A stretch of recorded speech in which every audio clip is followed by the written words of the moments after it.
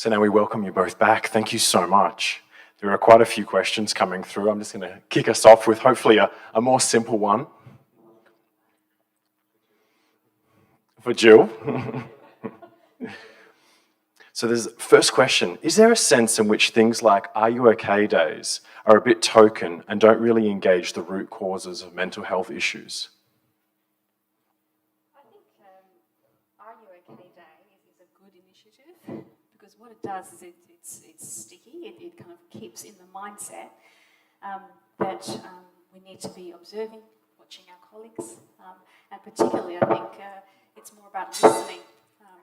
And so if it's going to encourage us to position ourselves again into someone else's space and bubble, I think it's really helpful. It's how you use the strategy. Yeah, fantastic. It can be, but it also can be, if you think it through carefully, I think you can start in September and you need to aim at how you will roll it out over the whole year. Fantastic. On top of that, I think this question follows quite nicely, which looks at, we've had a conversation about the relational approach.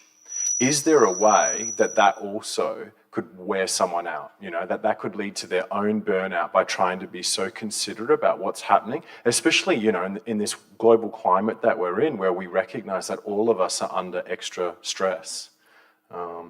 So is there a way to do that? And potentially, how do you keep yourself well in that? I think this is also about professional boundaries. Yeah. And we have to remember that our workplaces are not therapeutic consulting rooms. So we have to remember our context when we're at work, we're working, focusing on core business. It's about how we get to that end.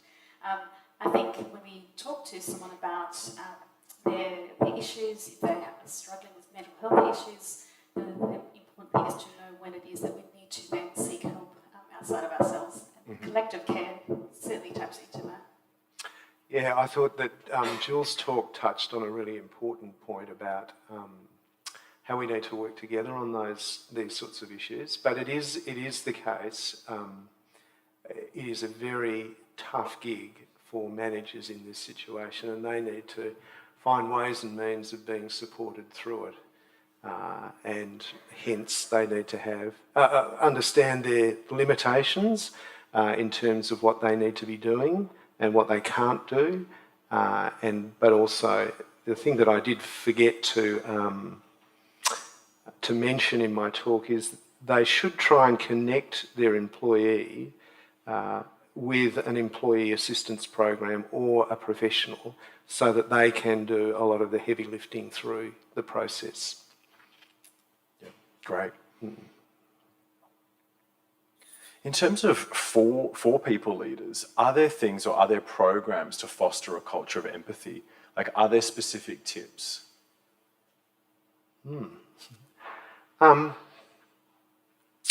I think it is the case that the values of an organisation will be pretty critical and have to be driven from the top down. There is the balancing of various needs, and I don't think there's any silver bullet in this, but I think what we've touched on is for the executive to be right behind sort of initiatives where people are supported, people are given consideration to some of the issues that they're facing and to address workload issues. So in the story that I told at the beginning, you can see that management just simply didn't respond to the issues. Really, management today need to be very responsive and sensitive to the needs of employees. So I guess, once again, what Jill was talking about is being empathetic, learning to listen carefully and work through those sorts of skills that you have to engender that sense of care in a workplace. I don't know if that answers the question. Yeah, I was just going to ask, from your perspective, does that need to be structured in terms of with line managers or with HR departments, that there's opportunities to really check in, especially now, that there are so many pressures going on just globally, maybe with childcare, with, people working from home. Do we need to factor that in and actually put that into, the structures of an organisation? Yes, I think that's really important. probably the driving issue there is that today, in order to be an employer of choice, you're going to have to address those sorts of issues so people have a very positive experience at work. So yes, you do, and certainly we have strategies in place to think those things through. So quite well developed change management programs to think about how we get people lower down in the organisation, ensuring that they're caring for employees and so on. Fantastic. Anything else, I Jill? think I'm aware of Safe Work Australia and the Human Rights Commission. They do set out some guidelines for employers and businesses as to the requirements for considering, professional care of their workers. So as much as they're mandated to care for them physically, occupational health and safety risk-wise, psychological safety is absolutely essential. With that, so obviously we want to put structures in place where employers and organisations are hearing what's going on for their employees. What about the challenges? And we've just had a fantastic question come through saying, telling my boss or colleagues that I might be struggling mentally or have challenges at home, that could jeopardise my career, that could jeopardise my promotion. How do we balance those two where there may be implied reasons why you wouldn't actually speak up and get support or let people know that you may need, a mental health day or a mental health week? Very tough question, and I anticipated this was going to be asked. Thank you to whoever that was. I don't really have an answer for it because, once again, in the study that I cited from the Australia Institute, what they pointed out was the return on investment to being a compassionate employer is huge. So if you have an employer that is unsympathetic, or alternatively you have very hard deadlines, somehow you have to manage that. It is the case that you have some protection at law, but if you're getting medical advice and they're clearly saying that you need time off, your employer has to listen to that, and they run a big risk if they don't. I know that probably is going to be a bit inadequate for the person who's struggling in that situation, but you really have to care for yourself so that you don't burn out in the process, because you could be in a much worse place if you don't speak up and do something about it. Jill, would you? Any ideas? Not particularly answering the question, but I think it highlights the issue that if an employee is struggling and they don't feel comfortable or don't feel safe emotionally to have a conversation about their mental health with their employer, it says something about the culture of place. So we tend to put it on the employee's shoulders, to brace yourself and tell your boss how you're going. But really the issue lies in the system. So it's something to consider. Fantastic. Jill, there's a specific question here for you that says, Jill, I have a colleague who is suffering from burnout. How can I help them? I think if we come back to empathy again, it's really trying not to fix them. It's just to listen, to be supportive of them, and to try to understand. When we think about those, the Russian stocking doll, we want to understand what is actually impacting on them. I think listening helps us to come to some awareness, and so just our presence, being there, trying to understand is enough, and then of course encouraging people to seek supports. Again, we have to remember, colleagues are colleagues, a psychologist and a client, they have a different relationship, and so it's about acknowledging, okay, who are the people that we can bring into the mix to support them. Fantastic. Does that change at all if it's perhaps their direct line manager? Do you think there are different strategies? I think at every level there are different strategies. As Simon mentioned, many workplaces have employee assistance programs. So if we can take someone's hand and head them into the appropriate resources, it could be encouraging them to see their GP, to also ask the GP to help them access psychological therapy, and that's through a mental health care plan. But again, many organisations provide a free counselling service to all of their staff. Fantastic. Have a very relevant question. It says, question for Simon. I'm watching from Melbourne. We're about to jump into another lockdown. Any advice for the next week? Well, Move to Perth. Yeah, that's great. Jill, move to Perth. well, as I said in my talk, I think I've discovered that Zoom actually can connect you in ways that I never imagined that it could. So if you're working in a team, to actually talk about how you're going to communicate during the lockdown, however long that goes for. I have no advice for if that questioner has little kids at home and has to survive a week or however long it's going to be. There are no answers to that one, unfortunately. But if you don't have kids and you enjoy working from home, then probably work out how you can work Zoom or whatever your platform is to connect in some way. What do you think about that? For me personally, we've gone to fully remote working, lots of Zoom calls. I was skeptical at first. Yep. I've been pleasantly surprised that in some ways, albeit with the technology, it's been a humanizing experience because we've seen each other in each other's homes, in their spaces. Yeah. So we've seen their dogs, we've seen their animals, sometimes their children, sometimes their partners popping in their heads as well. And so strikingly, even though I'm not in favour of it, I've actually found it to be a humanising experience for those elements.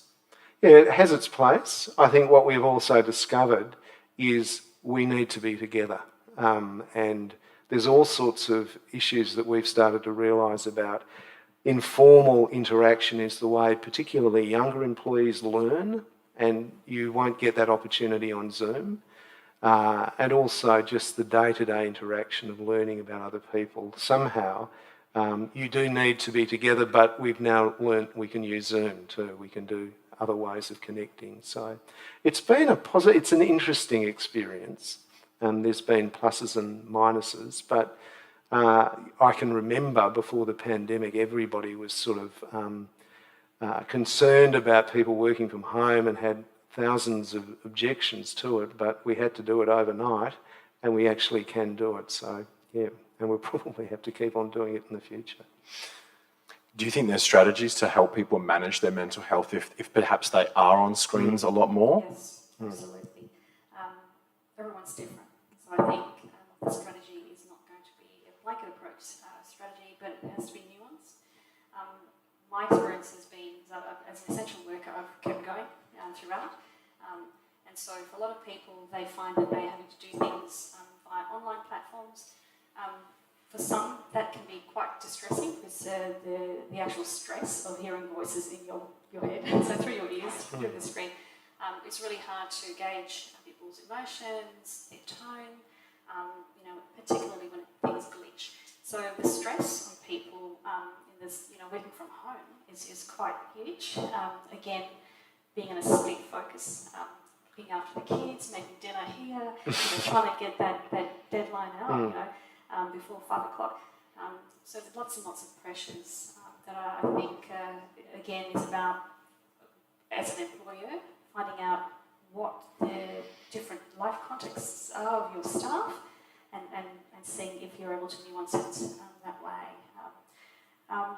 Some people have become more productive, others less so. It's a mixed bag. Yeah. For you personally, Jill, as a psychologist, how does your faith shape, obviously, what you've encouraged us all to do tonight with regards to empathy and community and the focus on the other? How does that influence that, or does that align with your instruction to us all this evening? So I think naturally my job is all about empathy and trying to understand and again, trying to respond as best as I can. I think as a business owner and as staff, and then also with people coming into the practice as clients, how we operate, or how we try to operate, is with a lot of grace, a lot of care, and so we invite everyone in, and we endeavour to show grace, and particularly if there are people who are quite challenging. The mindset is, we're going to endeavour to professionally care for them the best that we can. It's not so much in what we do, but it's in how we do it. So we just acknowledge everyone with integrity. Everyone is a person with a story, and we want to help them along. Fantastic. Simon, for yourself, with regards to HR departments, we've just had a bit of an interesting question where they've said they're meant to be there to look after employees. Sometimes people feel that they're there to protect the employers or the organisation. Are there ways that we can graciously approach that dynamic? Yeah, I think we can. It's a complex role at one level, but there are issues where, say, for example, the justice issue that plays out in a workplace it's where you have to stand alongside of an employee, and I'm more than happy to do that. Partly as a Christian, because I see I have a calling in that space, and to be accountable before God on those issues. But it also makes, if you want to know how it works out, because I've had a lot of experience in the Industrial Commission, it is the case you have to do the right thing by the employee, otherwise you will face problems downstream with the law.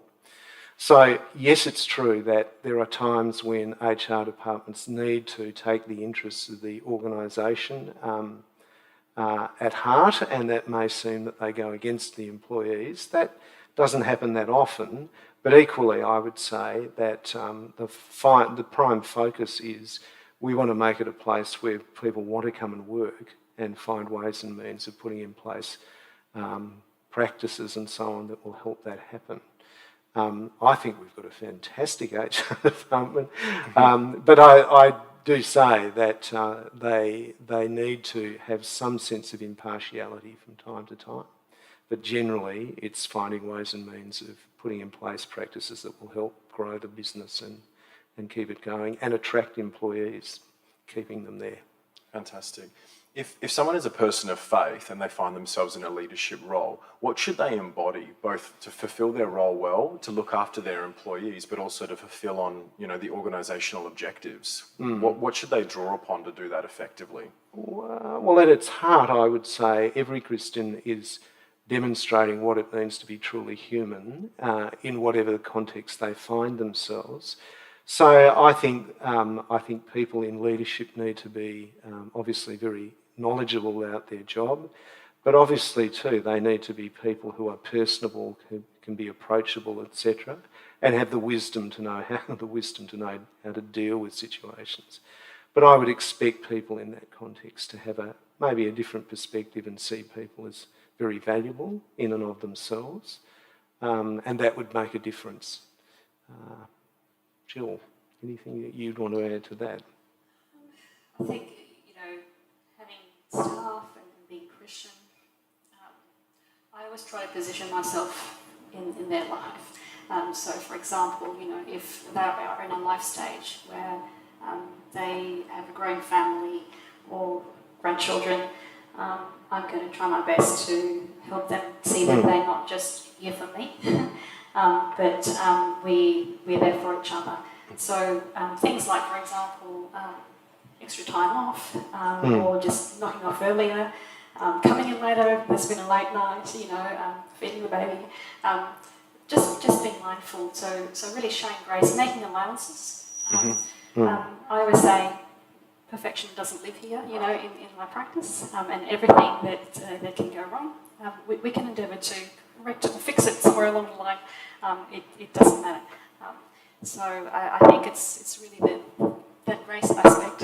Yeah, I think that's fantastic. And given where we find ourselves just as a society and globally right now, do you have cause for hope for how we could improve workplace relations? It's the final question for you both. I'm hoping Jill will go first while I collect my thoughts. I think, how do you answer that question in terms of, I can speak from my own perspective, and I do think what I have learned in my career is it is really important that you address a culture of an organisation. And so I would say there's a growing awareness of the need for people or for leaders to establish healthy cultures in organisations. And to that extent, I think there is much hope. Interestingly, I think it is the case that people are now realising that has a return on investment. So we may be able to marry the issues of late market capitalism with being human. We might be able to do that, but certainly where I work, I have a wonderful experience of working with a lady who is very gifted in terms of culture change, and I'm enjoying to see the fruit of that. So personally, I have hope, and I'm hoping that can be transferred to other places as well. Jill. Globally, absolutely, it might not be something right now, but for future, and particularly as a Christian, there are eternal aspects there. Again, in my role, if I don't represent hope to people, then what am I there for? I think we sometimes want to go too big in our thinking, but the little things can become big things. So if each of us can be those little beacons of hope in people's lives, that's how I would be approaching it. That's where I sit. Fantastic. Thank you both so much. Thank you, Simon and Jill. Tonight's been an outstanding conversation. We're actually coming to the end of this evening's Formal Affairs. There's obviously so much more that we could continue to unpack. As we do approach our final minutes together, I just want to put out there, you might be watching along at home and asking, what is next? And in a moment, we'll hear from Russ Matthews, who welcomed us this evening. But before we leave, I'd like to draw you all to a few things. So you may see this at the event page or inside of your event booklet. So firstly, feedback. Your feedback is exceptionally valuable to us to make these events better in the future. In the back of the booklet, you will find the QR code for the feedback for the Edge. Can you take a moment now to find the page and fill in the form? This should only take a couple of minutes. Our goal is to keep the conversation going. We want to hear from you and encourage more discussions on many of the topics brought up tonight. If you enjoyed this topic and would like to find out more, there are resources. We'd encourage you to go back to the bottom of the booklet, at the bottom of the event page, and to click the link for the podcasts, The Bigger Questions with Rob Martin. You can choose intimacy, going beyond shallow relationships. The Edge is also causing a bit of discord. We'll be continuing the discussion on Discord on Wednesday, the 2nd, and Thursday, the 3rd of June, 8 p.m. Eastern, and Perth for those here at 6 p.m. Details are in your booklet. The board is already ready for you to start the conversation. And finally, the next Edge topic will be on mental health, and that will be on the 28th of October, coming in live from Brisbane. Thank you for being here tonight at the first Edge event of 2021. Also, thank you to TLS Productions, the City Bible Forum, team here in Perth, and of course our speakers Simon Bibby and Jill McAlpine. I'm Daniel Principe from The Edge. We hope you enjoyed the night, and now I'll hand back over to Russ Matthews.